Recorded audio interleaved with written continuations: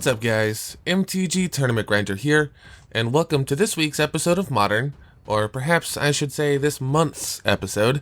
I have been taking a short break that ended up being a little longer than I had intended, but despite that fact, I've actually got quite a few new subscribers during my break. So to those of you who subscribed in my absence, thank you so much. But back to the task at hand, we've got Hardened Scales versus 8-Rack. So let's go ahead and take a look at our opening sevens. Oof, as for myself, it is not very good looking. Only one land, it's not a green source. I can't use my Ancient Stirrings to go find more lands. Gotta pitch it. As for my opponent, 2 swamps, hand disruption, removal, gosh, Liliana of the Veil if he draws one more land. Yeah, that's definitely a keep for my opponent. Dare I say that's even an ideal hand, or close to it. So the 4 cards in, this is already better. We've got a green source and a Hardened Scales, but that is my only land. I must say, that's the appropriate amount of risk. I've got the Ancient Stirrings to go find my second land. Walking Ballista would be nice, but it's not a land, so it's got to go to the bottom, I'm afraid. And of course, at the time, I don't know I'm playing against 8-Rack yet. But I'm about to find out. Swamp into Thoughtseize is kind of telling, unless it's like a really budget Death Shadow, or for some reason Death Shadow just has their Swamp in their opening hand and no other lands. It's like, perhaps I'm a little confused at this point. But as far as his choice, Hardened Scales, namesake card of the deck. But yeah, actually Hardened Scales doesn't mean much if I can't play any creatures. So taking my only playable creature, potentially also taking the Ancient Stirrings would have been correct, because that's how I'm going to find my second land. And here I go, playing the Hardened Scales. So I think this is mistake number 1 on my part.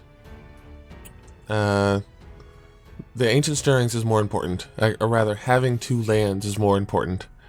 So I think I probably should have played Ancient Stirrings there. Yeah, because my opponent, of course, I don't know this at the time, but we just saw that he drew an Inquisition of Kozilek. So I imagine now, if he uses it, which he probably will, Ancient Stirrings is the new victim. Yeah, that's smart. That is the correct play. He wants to keep me on 1 land. And then Raven's Crime as well. Oh my gosh. I'm hesitating. That's funny. Arcbound Ravager, I can't even play. So yeah, it sucks. But at least I can play the Basilisk Scholar. And that opens me up to the top. I was about to say that actually. Top deck Mox Opal. So now Mox Opal is online. My opponent drew a Shrieking Affliction. That's like the other rack. So because I'm top decking, I will have less than 3 cards. And I will take I'll take 3 damage at my upkeep. I drew that Steel Overseer. That's not bad, and I can play it thanks to that Mox. Instep looks like he has a response. Yeah, Fatal Push. Well, that's what Welding Jar is for, I suppose. I'm not sure what I'm trying to talk about there, but let's go ahead and regenerate him. It involves tapping. It's a little unfortunate, but actually, I don't think it matters at all. Okay, my opponent did not top deck gas. He got that Urborg off the top. Oh, but the Urborg kind of is gas, because that means Liliana. And make me sacrifice a creature. Yeah, that's so brutal. Ballista. And, okay, that's right. I don't know what I was thinking. You saw me tap my mana there. I almost played it, where X is equal to 1, but instead 2.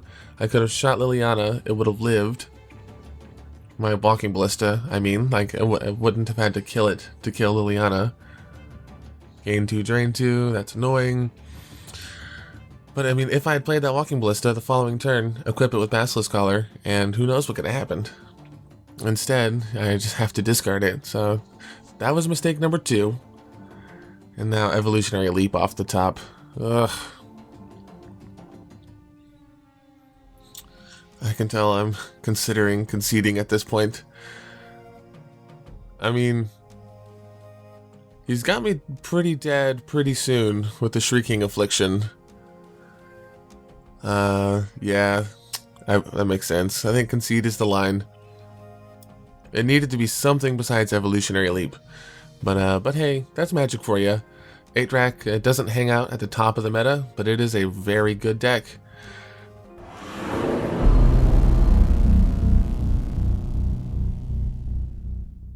Alrighty, now for the sideboarding. I brought in 4 copies of Nature's Claim because it can destroy both the Rack and Shrieking Affliction. So if my opponent gets a clock on me with either of his 2 main cards, I can take care of those. Also, in a pinch, I can use it to gain life by destroying one of my more insignificant artifacts, like a servo or whatever happens to be the right choice at the time. I also brought in 1 copy of Surgical Extraction. I recently went down from 2 copies to 1, and for this particular matchup that kind of feels bad. Mostly because Raven's Crime. The fact that every land he draws he can just use to retrace Raven's Crime really makes me want to be able to remove it from his graveyard. So Surgical Extraction is great for that. It's been so long since I recorded, I'm actually not sure, but I may have also brought in Grafdigger's Cage, kind of for the same purpose. I could use it to hit his graveyard once a Raven's Crime is in there. And I think that's about all, as far as my sideboarding was concerned. Now, as far as my opponent goes, I actually don't have access to his deck list, and don't know 8-Rack very well. So I'm going to reach out to you guys, the viewers, and ask you what you think he would have sideboarded in and out. I'm pretty sure I saw Collective Brutality, spoiler alert, in one of the upcoming games, so I have a feeling Collective Brutality was a sideboard card. But if y'all can think of any other great sideboard cards that would come out of the sideboard of 8-Rack against Hardened scales, please comment below and let me know what you think. And with that, let's go ahead and jump back into Game 2 and see what happens. Alrighty, and we are back with Game 2. I've got to admit that Game 1 did not go very well. Pretty much a non-game. I didn't really play a whole lot of Magic. But here we go. Let's check out my 7 in Game 2. It's got kind of the wrong color land, but there's a good amount of it. Animation Module plus Metallic Mimic. That's a good combo. It's good synergy there. So that's why I kept that hand, I'm almost certain. My opponent... yeah, 2 black sources, a Mutavault, well, plus Urborg, so 3 black sources. Hand Disruption, Raven's Crime, if he just continues to draw lands. So yeah, a good hand. We both kept 7. My opponent draws Liliana of the Veil off the top. He's already got 3 lands in hand, so I suspect that'll be his turn 3 play. But for now, just go ahead and Thoughtseize. Got some lands you can't choose. So here, if it were me, I would take the 2-drop creature. I would take the play that I have. I would take my play.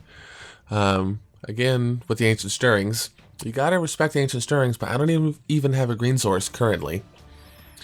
But I could draw one, and I could go find something awesome, but I think that was one of my opponent's first mistakes. And of course, name Servo with Metallic Mimic. The combo there is now anytime I make a servo, it enters the battlefield with a counter from Metallic Mimic, and that counter triggers Animation Module again. So I just make 2/2s as many times as I can tap 1 mana. Pretty cool, honestly. More hand disruption. My top deck was an Arcbound Ravager, and he is making me discard it. Sad, sad, sad.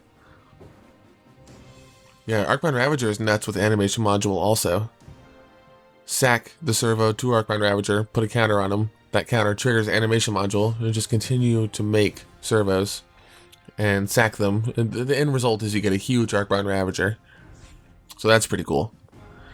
But I've got to say, that was a really important decision. I almost sacrificed the Nature's Claim, but I didn't. I chose to sacrifice the Darksteel Citadel instead, thinking, oh, it's a sideboard card, I'll draw more lands, maybe I want to keep the sideboard card. My top deck ended up being Walking Ballista. See, there it is. Now imagine I kept that land instead. I have a 3rd mana to pay for the Animation Module trigger that just came up. The servo enters the battlefield and gets a counter from the Metallic Mimic. I could have had 2 2/2s instead of 1. So that could have been much, much better. But still, Walking Ballista is not bad. Ooh, mistakes were made. Alright, that's like the 3rd mistake of this match. The first one from Game 2. In response to Liliana's ability, I think I should have shot Liliana with my 1 counter. from Walking Ballista, of course. Either way, Lily's going down, but this one damage that I'm directing at Lily, I feel should have been directed at face. Lily should already be dead, but that's okay. Live and learn. I definitely was not playing at my best on this particular eve. And Smallpox off the top. Dude, Smallpox is a messed up magic card. What is it? Each player loses 1 life, discards a card, sacrifices a creature, and sacrifices a land. It's like, are you kidding me? That's so good. So I have 1 card in hand, and 1 creature. They're both headed for the bin, anyways, from Smallpox. So I think this is kind of a cool line.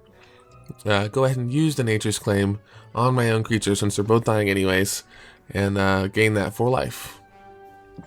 Not bad. If the alternative was to like save Nature's Claim for a rack or something, it's like, of course, save the Nature's Claim. But that wasn't an alternative. Nature's Claim was like going to go to the graveyard. And as far as sacrificing a land, the Darksteel Citadel makes sense. I'll keep my 2 sweet non-basic lands that have some cool activated abilities. Mox Opal off the top. Slammed it down a little frustrated. I mean, I'm doing okay. This game is fine. But Mox Opal does not really do anything. Not right now. But my opponent isn't drawing gas either. I've got 0 cards in hand, and he has drawn Raven's Crime, Thoughtseize. Surgical Extraction? Okay. Ah, there's a Raven's Crime in the yard. So, of course, not knowing what's in my opponent's hand, Raven's Crime is to pick because of its Retrace ability.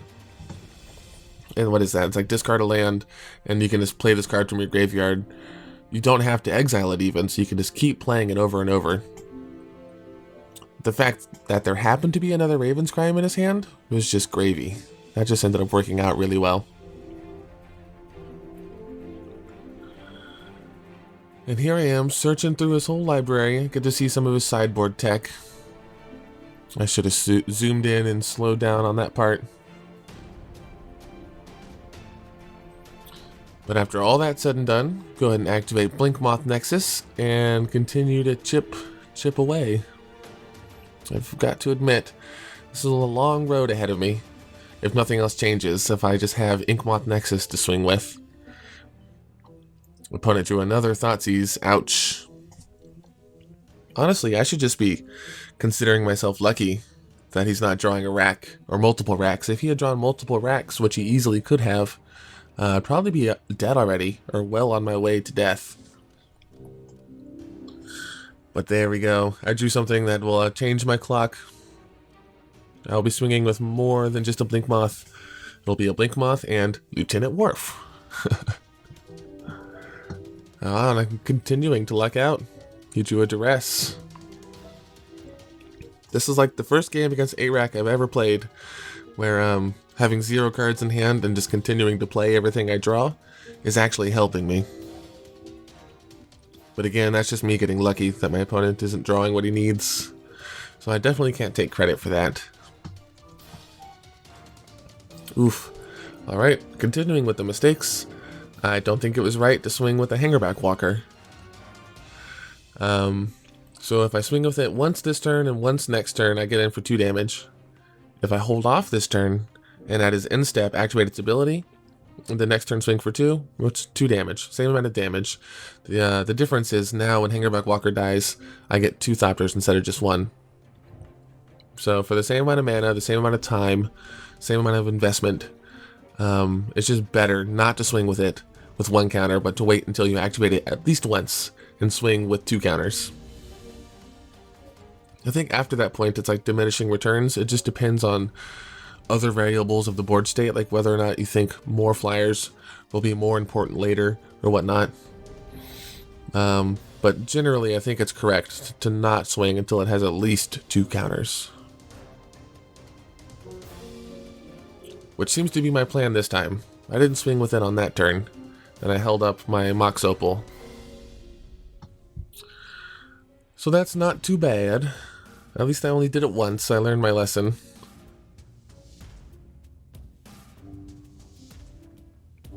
And my opponent still just has a bunch of hand disruption. Yeah, I finally left a card in my hand.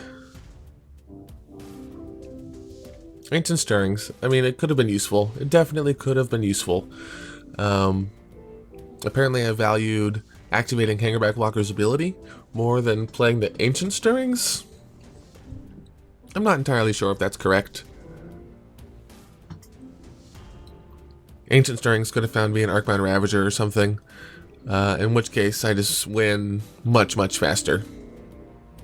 Like, right, I think if I top deck Arcbound Ravager right now, it's like, win the game.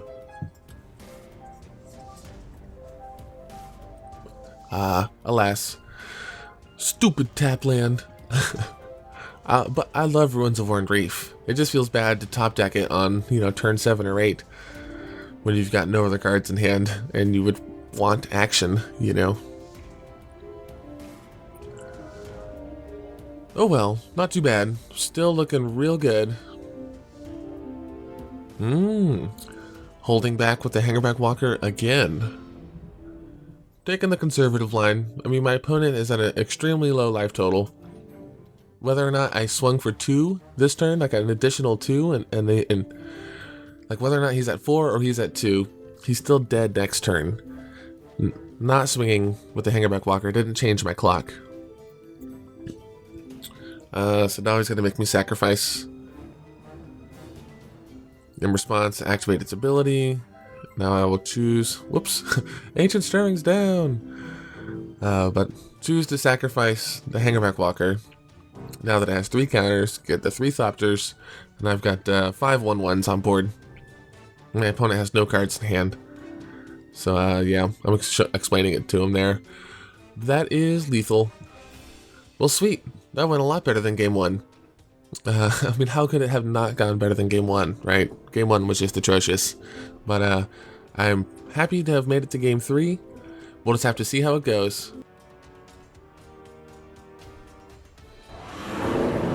Alrighty, and we are back with game 3.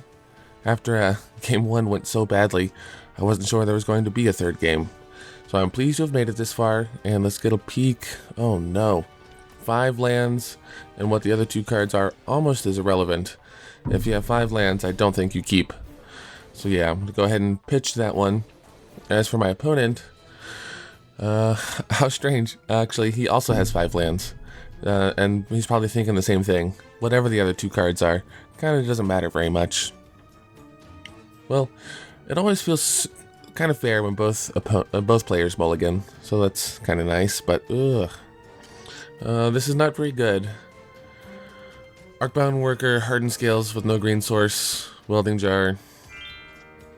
I mean, going to 5 against 8 rack just feels awful, so this is a keep, I'm afraid. And as for my opponent, ooh, ouch. All really powerful magic cards, no lands. Unfortunately, that's just not possible to keep. Well, in all honesty, it's like hopefully he has a good 5. I don't enjoy winning when my opponent just mulls themselves out of a good game. And that is by far the best hand yet.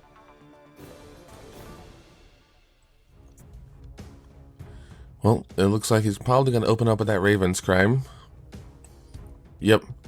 Making me discard. I've got plenty of lands. Yeah. Get that Phyrexia's Core out of here. I mean, okay, Ballista's a good draw.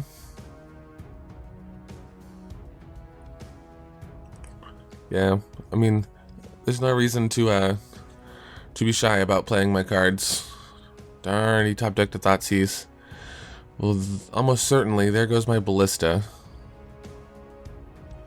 Okay. Interesting, Smallpox instead. Smallpox is so messed up. Wait, not the Welding Jar. Hopefully I notice. Each player loses a life, sacks a creature, discards a card, and sacrifices a land. So, like, holy crap. And he's discarding the Thoughtseize. That's what it looked like. Discard Thoughtseize to Smallpox. My discard was a Hardened Scales, and then I immediately drew another one, so that's kind of nice. I mean, I still can't play it with no green source, but Hey, at least there's that. Fatal push, regenerate. I mean, I gotta say, regenerate. The welding jars have been putting in work this matchup. They saved a steel overseer in either game 1 or 2, and saved my arcbound worker just now. It's unfortunate there's no green source, but at this point, interesting. I did draw a walking ballista. That's why I was hoping I had a green source by now. I could play the other walking ballista that I drew. Maybe I'm choosing to keep it in hand, trying to play around the rack type effects. My opponent almost made a mistake. Or, you know, I want my opponents to have made the plays they would like to have made. He pretty much did play the swamp, but thought better of it in like half a second. Decided he would rather discard it to retrace Raven's Crime. Bye-bye, another Hardened Scales. Yeah, if my opponents make a mistake like that, the way he just put the swamp into play and then decided, oops, actually I'd rather sacrifice it, my rule is everybody gets one, you know? It's like, I want to either win or lose against my opponent's best game. I usually will throw in, it's like, now if this was the top 8 of a GP now, I don't know if I would want to split. But this is recorded like on a Monday or a Friday or something, just at my local LGS, so it's not a huge deal.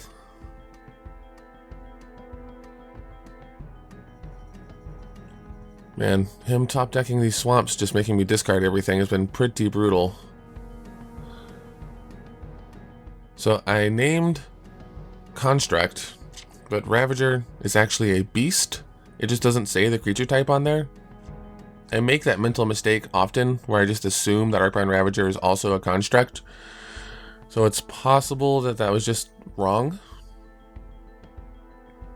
That like I essentially misspoke, that I meant to say beast. And with the 2 copies of the rack, my opponent officially has a clock on me.